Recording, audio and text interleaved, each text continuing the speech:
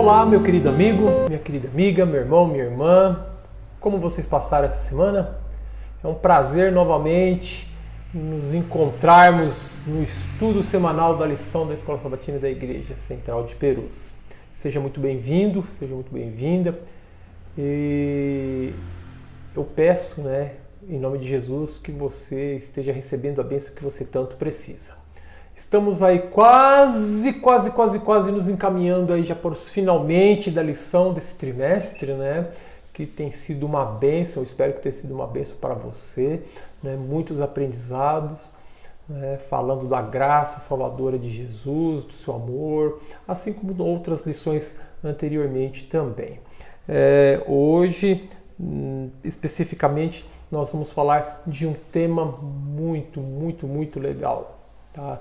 Reconciliação e esperança.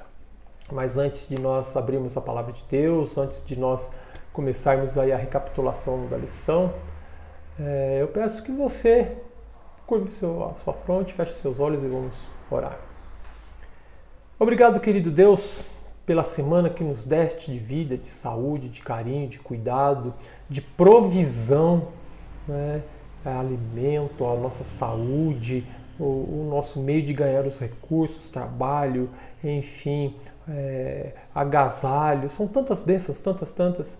Nós viemos te dar graças em nome de Jesus Cristo.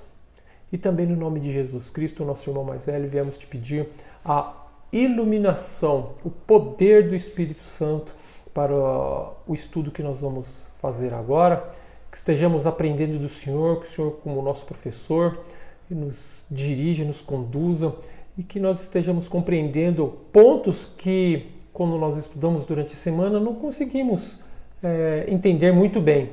Mas te pedimos, venha ser conosco, conforme a sua promessa, Jesus, de enviar o Espírito Santo para ser o nosso professor. Vamos abrir a tua palavra agora e te pedimos a sua presença habitando no nosso coração. Agora, hoje, por toda a eternidade, Santo Deus, nós oramos em nome de Jesus. Amém. Convido você a abrir a sua Bíblia lá no Evangelho de João, capítulo 3, versos 16 e 17. Particularmente para mim, são dois versos muito bonitos e ele está assim no cerne da lição dessa semana, falando de reconciliação. Tá? A minha tradução, minha versão diz assim: porque Deus amou o mundo de tal maneira que deu seu Filho unigênito para que todo aquele que nele crê não pereça, mas tenha a vida eterna. Verso 17. Porquanto Deus enviou seu Filho ao mundo, não para que julgasse o mundo, mas para que o mundo fosse salvo por ele. Reconciliação, esperança. Nós temos a esperança de que em Jesus Cristo nós, você, a sua família, nós que aqui estamos, podemos ser salvos. Porque Deus enviou seu Filho não para julgar o mundo, mas para que ele fosse salvo por ele. No Apocalipse, Satanás ele é declarado como o acusador de nossos irmãos. O mesmo que os acusa de dia e de noite diante de nosso Deus. Isso está em Apocalipse 12, verso 10. O conflito se repete em relação a toda alma que é salva do poder do mal e cujo nome se acha registrado no livro da vida, do Cordeiro. Nunca ninguém é recebido da família de Satanás, da família de Deus, sem despertar a determinada resistência do maligno. Uma certa vez eu ouvi um comentário.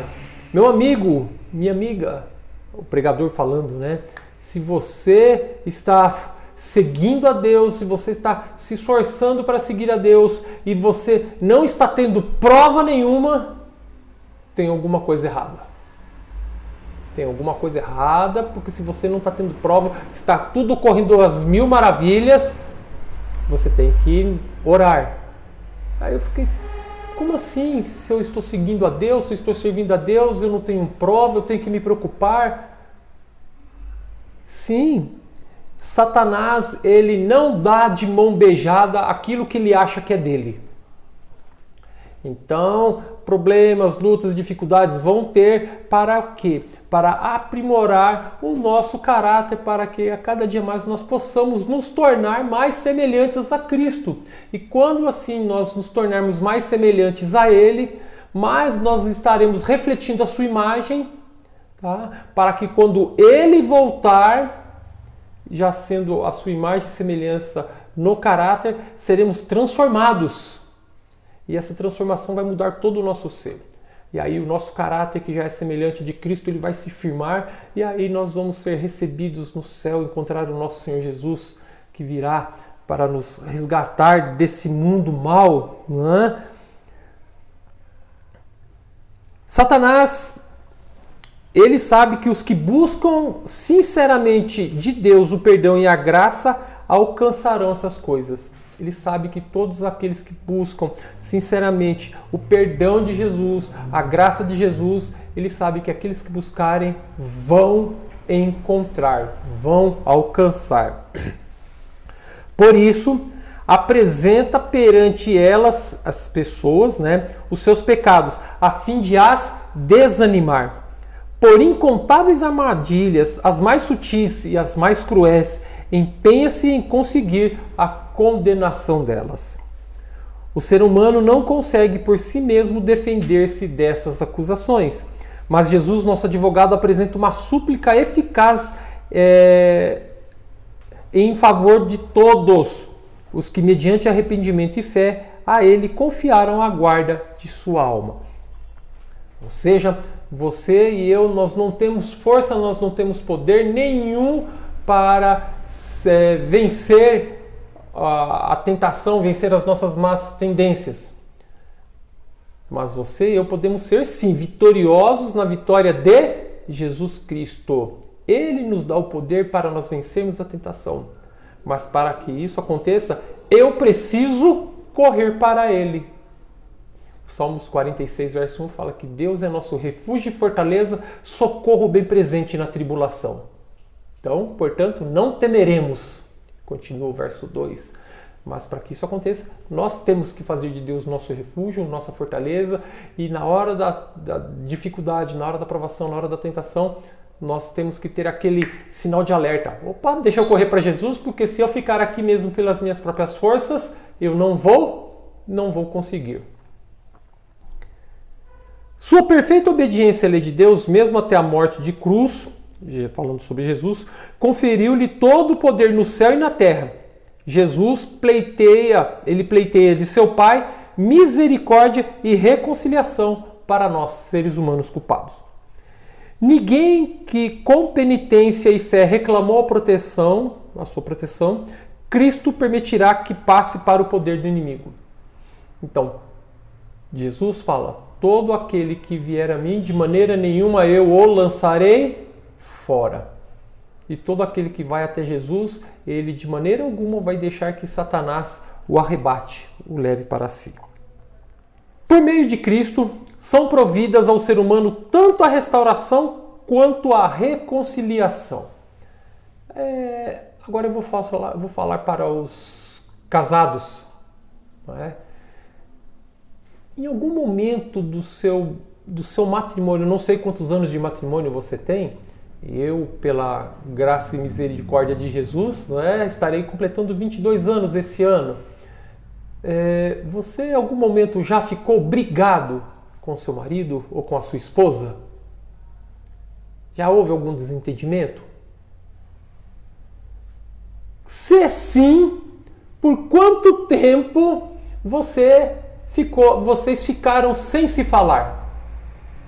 Um dia, 2 dias, 3, uma semana? Muito tempo, uma semana. O pecado fez essa separação entre nós, seres humanos, e Deus. Mas Jesus, o nosso amoroso irmão mais velho, ele falou: não, peraí, esse negócio não pode ficar assim. Então ele veio como sacrifício, como oferta, sem defeito, fazer a reconciliação da raça humana com Deus. Deus, na sua infinita misericórdia, na sua infinita bondade, se tornou homem. Nós vamos comentar isso também mais aí no decorrer dessa semana, né? Deus se fez homem, se identificou para sempre com o ser humano. E como ser humano, ele sabe aonde nós somos fracos, aonde nós temos problemas, aonde nós temos dificuldades. E ele falou assim, não, eu vou lá, pai, vou buscar os seus filhinhos, os meus filhinhos estão lá. Reconciliou. Deus, através de Jesus Cristo, reconciliou a raça caída para que, pelos méritos dele, nós tivéssemos esperança e pudéssemos participar da vida eterna que cabe a ele. Foi pago por Jesus um resgate pleno e completo, em virtude do qual o pecador é perdoado e é mantida a justiça da lei. Todos os que creem em Cristo, creem que Cristo é o sacrifício expiatório, podem chegar a Ele e receber o perdão dos pecados. Pois pelos méritos de Cristo foi aberta a comunicação entre Deus e o ser humano. Deus pode aceitar-me, Deus pode aceitar-te como seu filho, e eu posso reclamá-lo como meu amoroso pai. Você também pode reclamá-lo como seu amoroso pai. E nele nós podemos nos alegrar. Os melhores esforços que o ser humano pode fazer em suas próprias forças não têm valor para satisfazer a santa e justa lei que ele transgrediu. Mas pela fé em Cristo, ele pode alegar a justiça do Filho de Deus como suficiente. O ser humano, ele pode nascer, suponhamos que nesse momento em algum lugar, em alguma maternidade, deve estar nascendo alguma criança. Agora, suponhamos que essa criança viva agora, desde a partir do momento do seu nascimento, viva aí 50, 60, 80, 100 anos, sem nunca ter cometido um erro, um pecado. Mesmo assim, ainda não vai ser suficiente. Porque esse bebê, ou essa criança, esse ser humano que viveu aí 50, 60 ou até mesmo 100 anos, né? Isso aí é um exemplo só que eu estou citando. Mesmo que ele não tenha cometido erro, mesmo que ele não tenha cometido pecado, ele precisa de Jesus tanto quanto nós. Ele por si só, as suas obras, o seu modo de viver, ele não vai conseguir a salvação. A nossa salvação, a salvação do ser humano, só é possível através e unicamente, exclusivamente, nos méritos de Jesus Cristo. Quando procuramos alcançar o céu pelos méritos de Cristo, há progresso espiritual.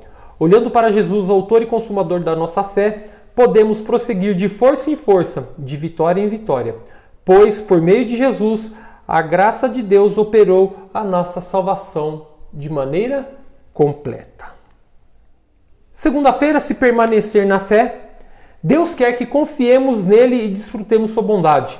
Ele estende um dia após outro diante de nós e precisamos ter olhos e faculdade de percepção para compreender essas coisas. Diariamente devemos cultivar a fé num Salvador presente. Jesus, eu tenho que ter sempre em mente que ele é real na minha vida, desde o momento em que eu acordo até o momento que eu vou descansar.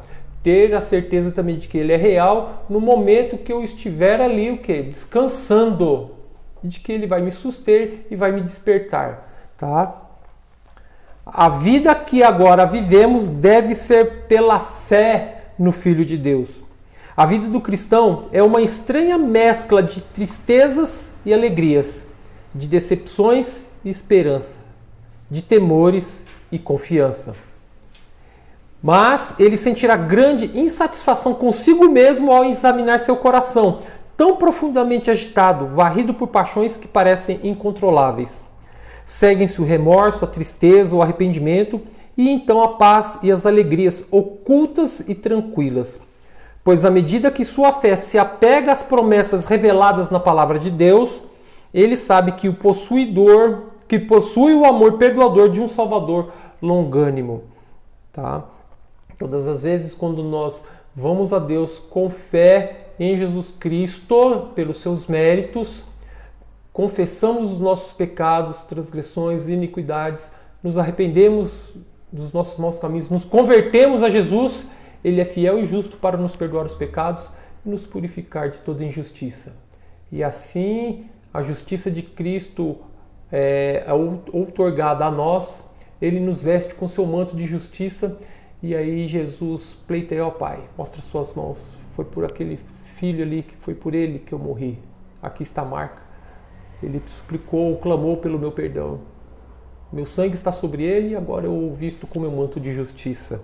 São essas descobertas da bondade de Deus que tornam a pessoa humilde e a levam a exclamar com gratidão: já não sou eu quem vive, mas Cristo vive em mim. Gálatas capítulo 2, verso 20. Deus deseja que nós desviemos o nosso olhar. Ele deseja que vocês desviem o olhar da causa de suas aflições para aquele que é o proprietário da alma, corpo e espírito. Ele é o amigo da alma. Conhece o valor da alma, é a videira verdadeira e nós somos os ramos. Só teremos nutrição espiritual se a extrairmos de Jesus, o qual é a vida da alma. Jesus, no livro de João, fala que ele é a videira verdadeira. Se nós permanecermos na videira, nós vamos produzir o quê? Muitos frutos. Porque o galho não pode produzir frutos se ele não estiver ligado ao tronco, né, à própria videira. Nós precisamos. Como tem sido a minha vida? Como tem sido a sua vida nesta questão de produzir frutos de justiça? Como eu estou manifestando a bondade de Jesus a outras pessoas? A bondade com a qual eu também fui alcançado. Em algum momento você e eu, né, nós somos alcançados por essa bondade. Qual é o esforço que nós estamos fazendo para permanecermos nessa bondade e falar dessa bondade a outras pessoas? Nós precisamos do Espírito Santo para sermos testemunhas, para proclamarmos as suas misericórdias. E quanto mais nós tiramos a atenção de nós mesmos, quanto mais nós nos preocupamos em pregar a Jesus, a falar do seu amor, mais nós vamos nos esquecermos de nós mesmos, porque a nossa atenção vai estar voltada para as pessoas, e quando nós temos essas pessoas, elas foram foco da nossa atenção, nós vamos estar assim cumprindo a ordem de Cristo, né? Sendo semelhante a Ele, falando, esquecendo. Quando eu olho para os outros, eu esqueço de mim. A causa de Deus não deve de modo algum ser impedida. A mensagem arrependam-se e se convertam deve ir a todas as partes do mundo. Precisamos trabalhar agora como nunca antes para que o Evangelho, que é o poder de Deus para a salvação, seja proclamado a todo mundo. E aí vem a orientação de Jesus. Procurem trabalhar enquanto é dia, porque a noite está chegando. À noite ninguém trabalha, vai descansar. Então, enquanto nós temos a iluminação, nós temos o dia, nós temos a liberdade, o livre-arbítrio de irmos, né? A escolha de irmos aonde nós quisermos. Né? Toda e qualquer oportunidade nós devemos orar a Deus e clamar, pedir a Ele, suplicar para que nos mostre e nos dê, que nós não percamos a oportunidade de falar do seu amor, do seu perdão, da sua restauração, da sua salvação e do seu breve regresso. O plano eterno de Deus. O pecado surgiu na busca dos próprios interesses. Jesus diz: cada um é tentado conforme a sua própria cobiça. Lúcifer tentou revestir o amável Criador com suas características más. Assim enganou os anjos, assim enganou os seres humanos. Levou-os a duvidar da palavra de Deus e a desconfiar de sua bondade. Pelo fato de que o Senhor é um Deus de justiça e grandiosa majestade, Satanás os fez considerá-lo severo e implacável.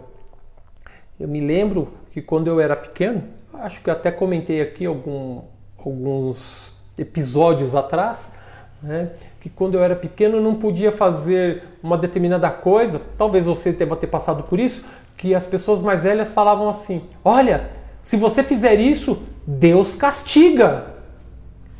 Então, desde pequeno, algumas pessoas cresceram com essa frase, com essa mentalidade. Opa, se eu fizer isso que não é do agrado, Deus castiga. Então, muitas pessoas passaram a ver Deus não como um pai amoroso, mas como uma pessoa que severa, uma pessoa que estava ali para punir os seres humanos quando eles não fizessem algo que fosse do agrado. Mas isso é mentira, é plenamente o oposto. Deus é amor. Ele chora, ele se compadece quando nós, infelizmente, tropeçamos e caímos. Ele sente a nossa dor e ele não vê a hora, ele não vê o momento de nós chegarmos a ele e falarmos: Pai, eu pequei. Muitas vezes é consciente, algumas vezes são inconscientes, algumas vezes são declaradas ou algumas vezes são ocultas, tá? Mas ele está ali do lado: Pai, eu pequei. Eu pequei, tenha misericórdia de mim. Dá-me a força do seu poder para que pela força do seu poder eu venha vencer essa dificuldade. Eu sozinho não vou conseguir vencer as minhas tendências, mas o Senhor em mim me faz uma nova criatura e todas as coisas eu posso porque o Senhor me fortalece. A terra se obscureceu por causa da compreensão errada sobre Deus. Lembra que eu acabei de mencionar? Pequenininho, olha, não faça isso porque Deus castiga. Provavelmente boa parte das pessoas ao redor do mundo cresceram ouvindo isso e tendo essa concepção errada de Deus. Tá? Para que as tristes sombras pudessem ser desfeitas, para que essas ideias fossem desfeitas, para que o mundo pudesse voltar para o Senhor, era preciso que o poder enganador de Satanás fosse neutralizado. Isso não podia ser feito pela força. O uso da força é contrário aos princípios do governo de Deus. Deus, Jesus, eles desejam apenas o serviço de amor. E o amor, ele não pode ser imposto.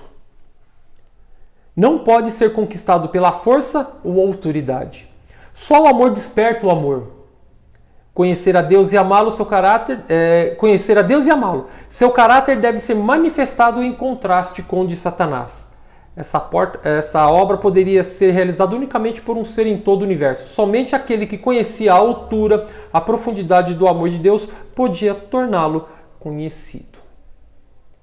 E vem a expressão de Jesus: eis que eu estou à porta e bato.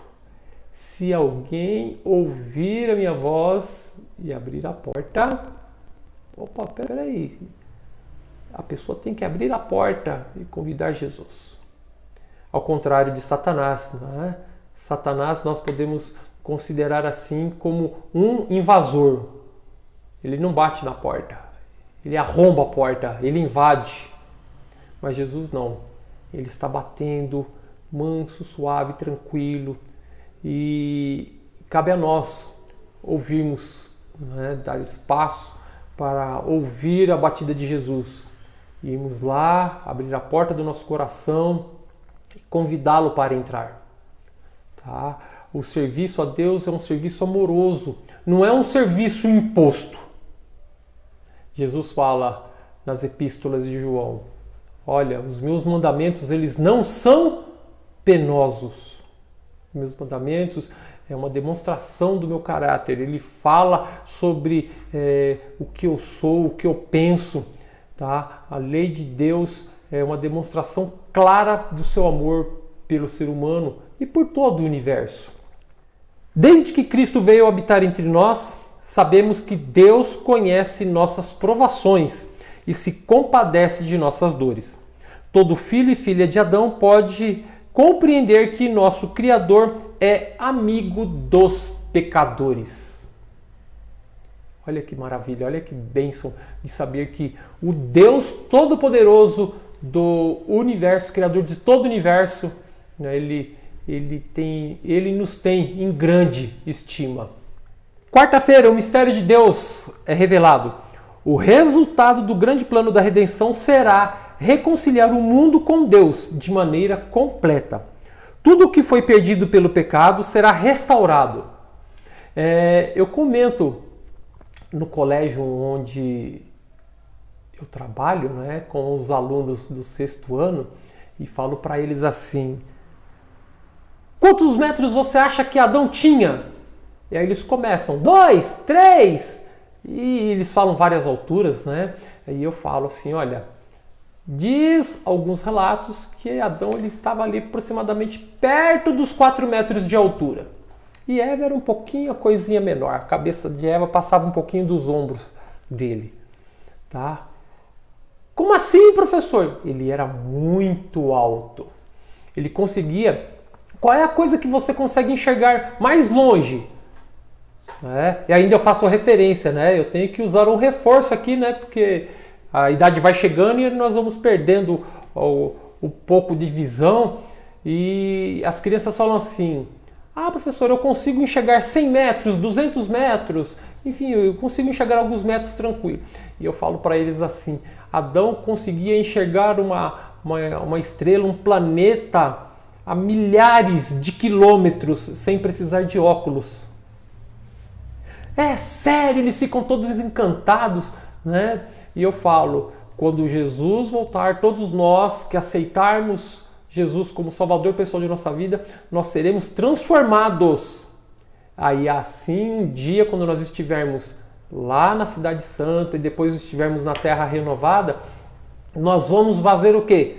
Vamos começar a crescer de novo, nós não vamos mais precisar de óculos, tá? Então imagine vocês, quando vocês tiverem 4 metros de altura. Mas eles falam assim, mas Anderson, as coisas eram grandes. Aí nós vamos lá no livro de Deuteronômio, do Êxodo, quando Moisés mandou os espias e 2 homens precisavam de 2 homens para carregar um cacho de uvas. Falei, imagina, se 2 homens era necessário para carregar um cacho de uvas, imagine como é que não vai ser as coisas. Né? E eu falo para eles assim que acho que uma bolinha da uva vai ter o tamanho de uma manga.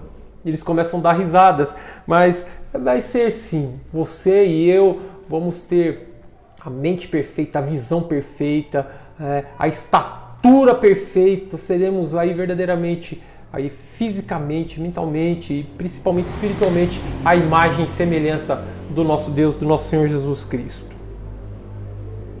Durante 6.000 anos, Satanás tem lutado para manter o domínio da terra. Então se cumprirá o propósito original de Deus ao criá-la. Os santos do Altíssimo receberão o reino e o possuirão para todo sempre, de eternidade e eternidade. Por meio da obra redentora de Cristo, o governo de Deus é justificado. O Onipotente é reconhecido como Deus de amor. As acusações de Satanás são refutadas e o seu caráter é revelado. A rebelião não se levantará pela segunda vez. O pecado jamais poderá entrar novamente no universo. Quando Jesus vier a este mundo para buscar o seu povo escolhido, os seus filhos, hoje já nos dá certeza que o pecado, o mal, a dor, toda essa morte, o sofrimento que nós vimos hoje aí espalhado pela face da terra, isso nunca mais vai se repetir. Porque quem dá a certeza disso é o próprio Deus. A obra da salvação estará completa. Onde prevaleceu o pecado, a graça de Deus transbordou. Romanos capítulo 5, verso 20. O poder do Evangelho, a lei de Deus, por sua própria natureza, é imutável. É uma revelação da vontade, do caráter do autor. Deus é amor e sua lei também é amor. Seus 2 grandes princípios são o amor de Deus e o amor ao ser humano. O caráter de Deus é justiça e verdade. Essa é a natureza da sua lei. No princípio, o ser humano foi criado à imagem de Deus. Estava em perfeita harmonia com a natureza e com a lei de Deus. E os princípios da justiça estavam escritos no seu coração. Porém, o pecado o afastou do Criador. Não mais refletiam a imagem divina. Mas graças a Deus, porque Jesus Cristo veio aqui a este mundo e em todos os aspectos ele tomou o nosso lugar, para que a vida que era dele fosse nossa vida, para que a saúde, a perfeição que era dele fosse nos dado, para que nós um dia pudéssemos estar com ele e viver com ele por toda a eternidade. Mas o que eu preciso fazer hoje? Responder afirmativamente o convite que ele fala. Filho meu, dá-me o teu coração. Quando nós dermos o coração a Jesus e ele tomar conta de todo o nosso ser, nós vamos nos esquecer. E o nosso objetivo vai ser falar a maior quantidade de pessoas possível desse amor perdoador, desse amor restaurador, desse amor salvador que um dia virá para buscar você e a mim. No novo nascimento, o coração é posto em harmonia com Deus, na medida em que se harmoniza com a sua lei. Quando essa poderosa transformação é realizada no pecador, ele passa da morte para a vida, do pecado para a santidade, da transgressão e rebelião para a obediência e lealdade. Cristo foi tratado como nós merecíamos para que pudéssemos receber o tratamento a que ele tinha direito. Foi condenado pelos nossos pecados, nos quais não tinha participação, para que fôssemos justificados por sua justiça, no qual não tínhamos parte. Sofreu a morte que era nossa, para que recebêssemos a vida que era dele. Pelas suas pisaduras nós fomos sarados. Isaías capítulo 53. Pelas pisaduras de Cristo, você e eu fomos resgatados, fomos sarados, fomos salvos do pecado. Como nós vamos responder hoje a esse amor? Que a nossa oração seja: Jesus, eu preciso do Senhor da minha vida. Eu sem o Senhor não consigo nada. Eu não passo de um trapo de imundícia. Por favor, tenha misericórdia de mim. Dá-me o teu Espírito Santo, ilumine o meu coração para que eu esteja pondo a minha vida por completo nas suas mãos e que o Senhor me use como ferramentas para alcançar pessoas para o teu reino. Que Deus abençoe a sua vida. Vamos orar? Grande Deus, Senhor Jesus, nós te damos graça pelo seu sacrifício na cruz do Calvário. A morte não era sua, a morte era nossa. Mas o Senhor sabia que nós não iríamos conseguir, que nós não iríamos resistir. Por isso o Senhor tomou o nosso lugar. Muito obrigado, Jesus. Te pedimos, dai-nos o Espírito Santo para que a cada dia nós sintamos, sim, a necessidade de fazer a Tua vontade, de estar na Tua presença, cumprir aquilo que o Senhor pediu para que nós façamos. Ir por todo mundo e pregar o Evangelho a cada criatura, nação, tribo, língua. Usa-nos, Senhor Jesus, em Tuas mãos como ferramentas para salvar pessoas para o Teu reino. Nos guarde, Deus, até a Tua volta. Que todos nós estejamos preparados e selados contigo para irmos morar na Canaã celestial com o Senhor por toda a eternidade. Essas bênçãos, Santo Deus, te pedimos e agradecemos no Teu nome, Jesus. Amém. Deus abençoe a tua vida. Até a próxima.